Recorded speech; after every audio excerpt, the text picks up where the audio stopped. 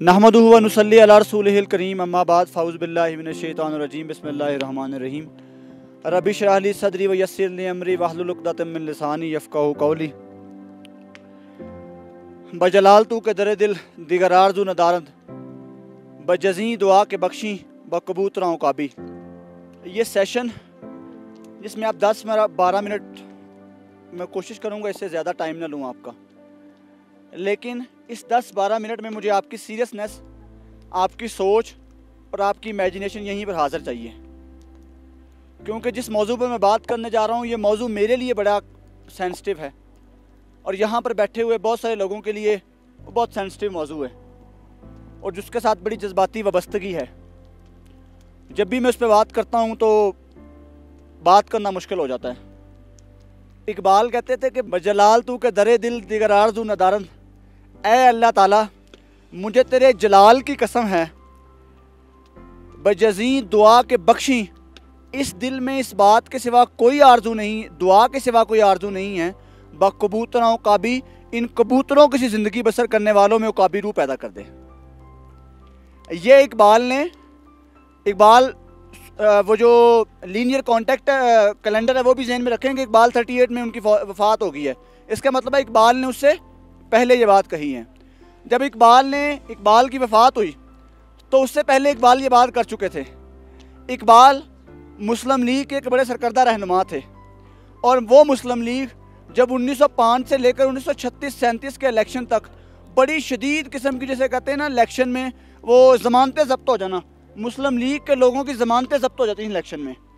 लेकिन वही मुस्लिम लीग जब 1937 में, जैसे इकबाल ने कहा कि जब ये इन नौजवानों में उकाबी रूह पैदा करना मेरा मकसद है, तो जब उन नौजवानों में उकाबी रूह पैदा की हुई और 1937 में मोहम्मद नुमान साहब ने all India Muslim student federation बनाई, जिसको हम AIMSF कहते हैं या MSF कहते हैं। तो MSF बनने के 8 साल बाद, सिर्फ 8 साल बाद MSF बनने के, वो मुस्लिम लीग जो पिछले 32-33 साल में एक भी सीट किसी काबिल ज़िक्र शहर से नहीं निकाल सकी थी, 8 साल बाद वो इतनी काबिल होगी, उसने बंगाल भी पूरा जीत लिया, पंजाब भी पूरा जीत लिया और उसी मुस्लिम लीग ने एक नया मुल्क बना लिया। अब ये दरमियान में 7 से 47 तक के जो 10 साल हैं, 37 से 47 तक के, दे आर वेरी इंपॉर्टेंट। इसमें उन्होंने क्या किया वो हमारे लिए बड़ी लर्निंग है। उसमें वो इशफाक साहब फरमाते हैं कि हम 12-12, 14-14 मील तक पैदल सफ़र किया करते थे सिर्फ पाकिस्तान की कैंपेन के लिए, और जब हमें पता चलता था कि एक मुसलमान है वो दरिया के उस पार रहता है बंगाल में, बहुत यानी मुख्तलिफ लोगों ने लिखा है कि वो बंगाल में, आपको अगर कोई टिपोग्राफी समझते हैं बंगाल की, तो बंगाल में दरिया ही दरिया हैं, सिर्फ दरमियान में छोटी छोटी जगहें आती हैं जो खुश्क एरियाज हैं, बहुत दरिया हैं वहाँ पर।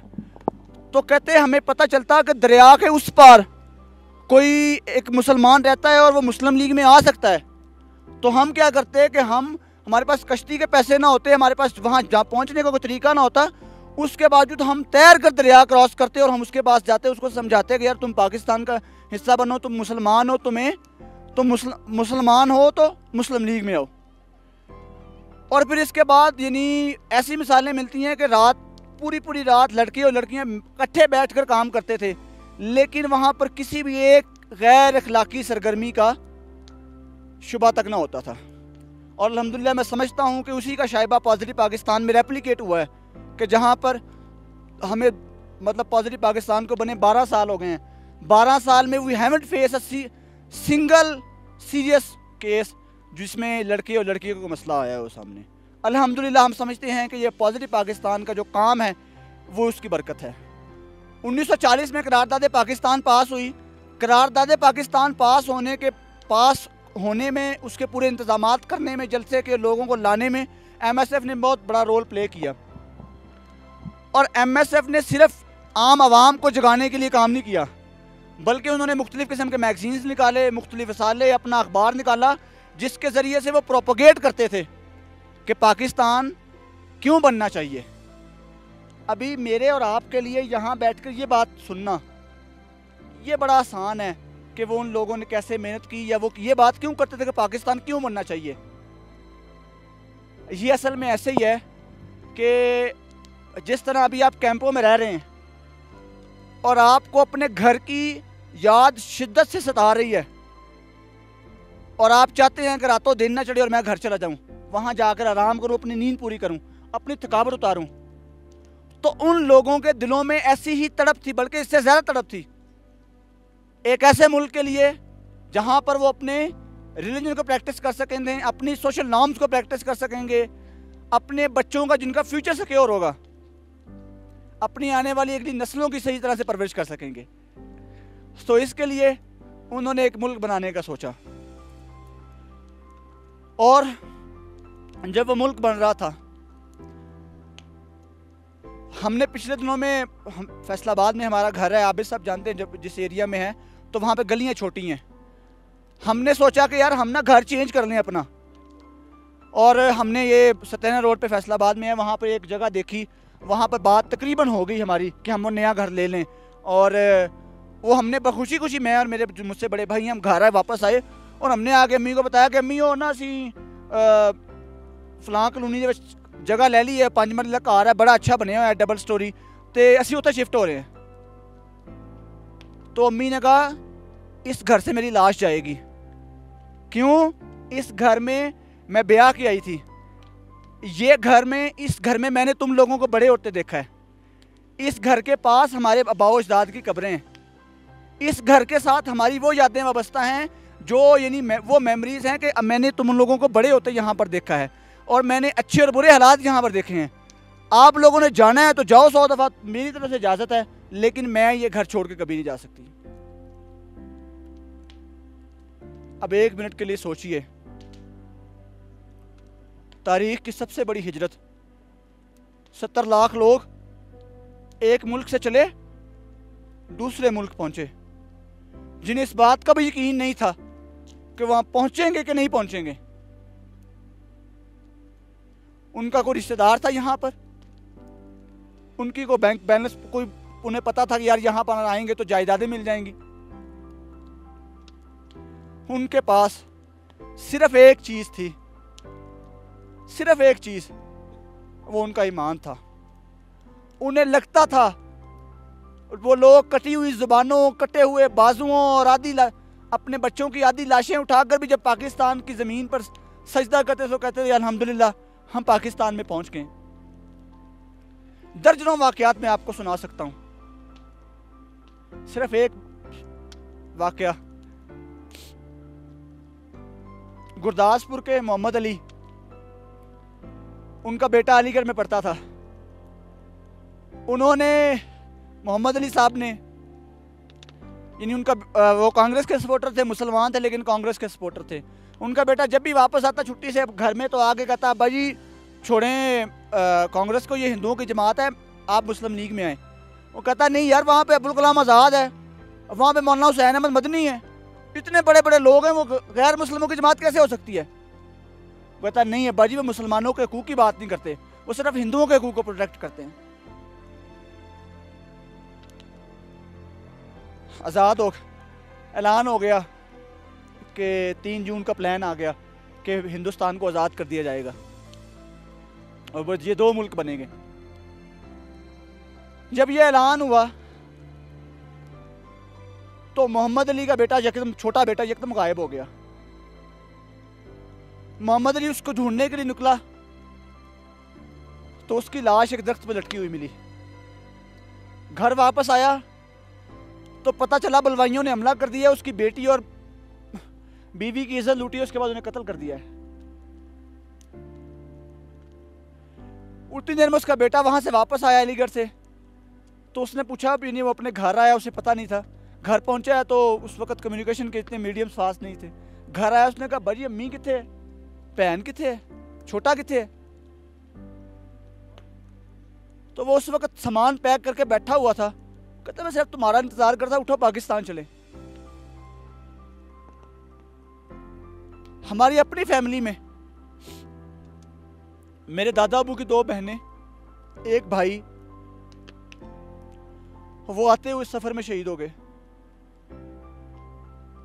मेरे सबसे बड़े ताया वो इस सफर में शहीद हो गए।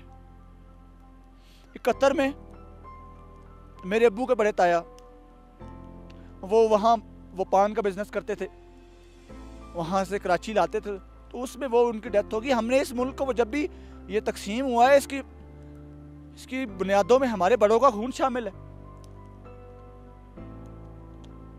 लेकिन वो आप पढ़ें, मुख्तलिफ किताबों से आपको मिलता है कि जब लोग यहाँ पहुंचे तो उन्होंने किस हालात में, किन हालात में यहाँ पर गुजारा किया। और वो जो महाजर कैंप थे वहाँ पर हैज़ा हर बंदे को था और ताउन भी फैल गया था। हैज़ा क्यों था? क्योंकि जो गंद था, जो गंदगी थी, लोग वॉशरूम तो थे नहीं, वो सामने लोग वहीं पर अपना गंद फैलाते थे, वहीं पर लोग सहते थे, वहीं पर खाते थे, वहीं पर सोते थे।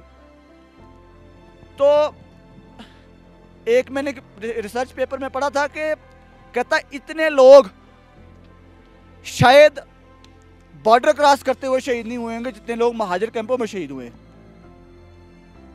नामुनासिब सहूलियात की वजह से। क्यों? वाबिद साहब आज जिक्र कर रहे थे कि हम वो लोग हैं जिन्होंने, हमारे पास पिन्ने नहीं होती थी कि हम फाइलों को स्टैपल कर सकें, तो हमने वो कांटे लगाकर सफ़र शुरू किया। पूरे पाकिस्तान में 65 किलोमीटर से ज़्यादा लंबी सड़कें नहीं थी, पक्की सड़कें नहीं थी, लेकिन हमने आज कहाँ से कहाँ पहुँच गए। लेकिन इस सफ़र में हमने गंवाया भी बहुत। आज पूरी दुनिया हमें एक दहशतगर्द के तौर पर जानती है। आमिर भाई मतलब he can tell you better, उन्होंने पूरी दुनिया में 24-25 मुल्कों को फिरा हुआ कि वहाँ पर जब जाते हैं आप अपना पासपोर्ट रखते हैं तो आपको अलग लाइन में लगा लेते हैं। हमारे प्राइम मिनिस्टर इवन जाते हैं तो उनकी वो कपड़े उतार के तलाशियाँ होती हैं। Who is responsible for this? Imran Khan, Nawaz Sharif, Zardari, Fazlur Rehman, Sirajul Haq, Altaf Hussain, Nusrat Niyaz Wali, Mahmood Achakzai, GM Syed, they are not responsible for this. We are responsible for this. क्यों? क्योंकि जब मैं अपने घर को ओन करता हूँ ना, मेरा घर है, उसके यानी उसमें कोई बंदा थूक दे ना, यानी अगर मेहमान आए, यानी कोई इस तरह के मेहमान भी होते हैं कि वो थूक देते हैं सामने फर्श पे, तो हम कराहत खाते हैं, यार इससे अखलाकियात का नहीं पता, मेरे घर में थूक दिया इसने। कोई रैपर नहीं फेंकते अपने कमरे में कि यार वो अम्मा बोलेंगी। क्यों? मैं उस कमरे को, उस घर को ओन करता हूँ, मैं समझता हूँ कि वो कमरा, वो घर मेरा है, तो यार ये मेरा मुल्क ऐसा यतीम रह गया, इसको ओन करने वाला कोई नहीं बचा।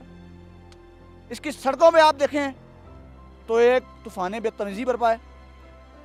वो 14 अगस्त जिस दिन हमने यानी तजदीद अहद करना था और ये बताना था कि यार हमने उन 8 लाख शहदा की कुर्बानियों को रायगा नहीं किया, उस दिन हम मोटरसाइकिल की वो सलेंसर निकालते हैं, पाँ पाँ करते, बड़े बाजे बजाते निकलते हैं रोडों पे।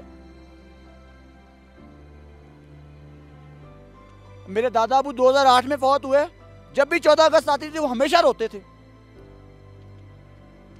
हम कोई फंक्शन, यानी हमें घर में इजाज़त नहीं थी कि हम 14 अगस्त को कोई ऐसा फंक्शन रख सकें या कोई एक्टिविटी रख सकें। जब इवन हम जवान हो गए थे तो हमें भी इजाज़त नहीं थी, मेरे बड़े भाइयों को भी इवन, कि वो कोई ऐसी एक्टिविटी 14 अगस्त को करें जिससे ये तासुर जाए कि वो खुश हैं। यार हमारे बड़ों ने तो हमें ऐसे परवान चढ़ाए। आप में से बहुत सारे लोग होंगे जो हिजरत करके जिनके आबाओ अजदाद यहाँ पर पहुंचे होंगे, बल्कि वो एक शेर है कि अब तो वो नस्ल ही मादूम हुई जाती है जो बताया करती थी फसादात से पहले क्या था। वो लोग उनके पास बैठा करें, सुना करें कि वो लोग क्या कहते हैं, पाकिस्तान कैसे बना, उनकी क्या कुर्बानियां इसमें शामिल थी। अब हमने क्या करना है? मुल्क बन गया, चल भी रहा है जैसे लूला लंगड़ा जैसे भी चल रहा है। हमें इस मुल्क की ऑनरशिप लेनी है, इसकी रिस्पॉन्सिबिलिटी लेनी है। हम जैसे अपने घर को, अपनी बाइक को, अपने मोबाइल को, अपने कपड़ों को ओन करते हैं ना, उस तरह से हमें इस मुल्क को ओन करना है, इस मुल्क की मलकियत का दावा करना है। दुनिया में कोई शख्स,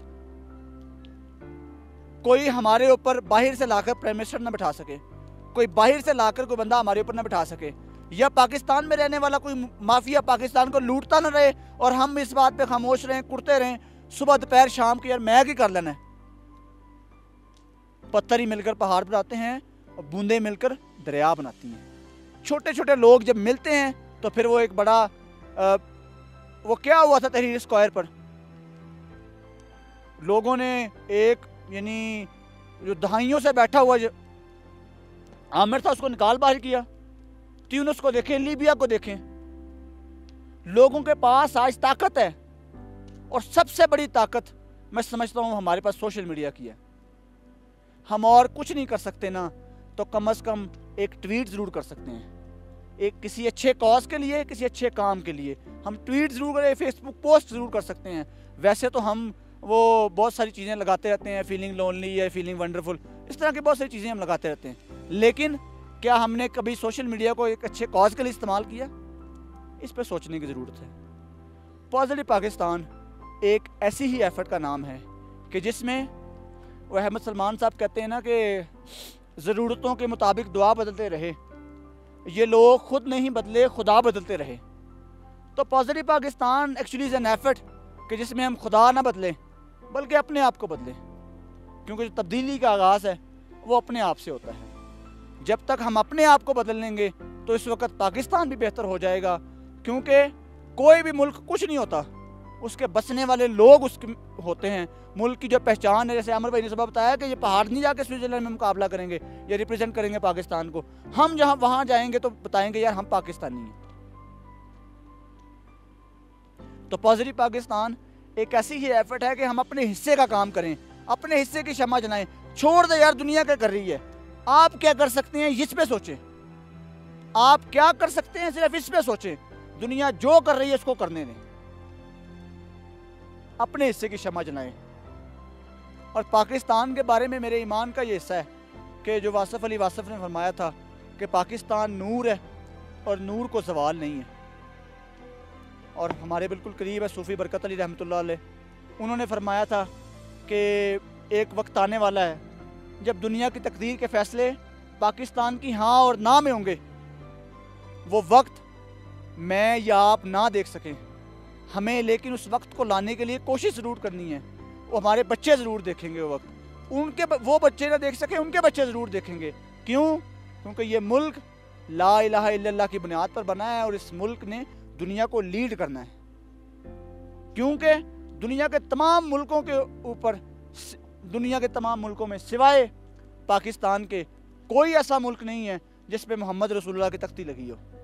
ये वाहिद मुल्क है जो ओन करता है और जिसको बहुत सारी इसके रूहानी पहलू हैं। वो एक बिल्कुल अलग मौजू है कि किस तरह से बिशारतें मिली और किस तरह से शबीर अहमद उस्मानी साहब को, इतने बड़े आलम और ख्वाब में रसूल पाक आए, उन्होंने कहा कायद आज़म का साथ दो।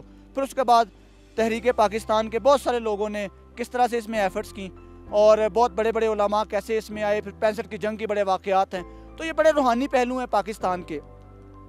तो मैं सिर्फ इस आखिरी बात करके आपसे इजाज़त चाहूँगा कि इकबाल ने फरमाया था कि शब गुरेज़ा होगी आखिर जलवा खुर्शीद से, ये चमन मामूर होगा नगमा तौहीद से।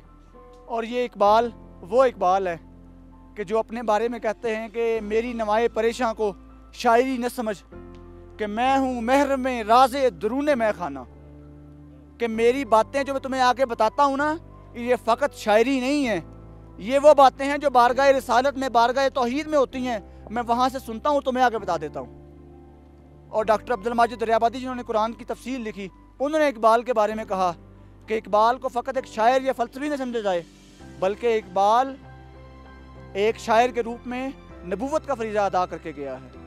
तो इकबाल के यानी वो इकबाल कहता है कि शब गुरेज़ा होगी आखिर जलवा खुर्शीद से, ये चमन मामूर होगा नगमा तौहीद से। बहुत शुक्रिया जी आपका।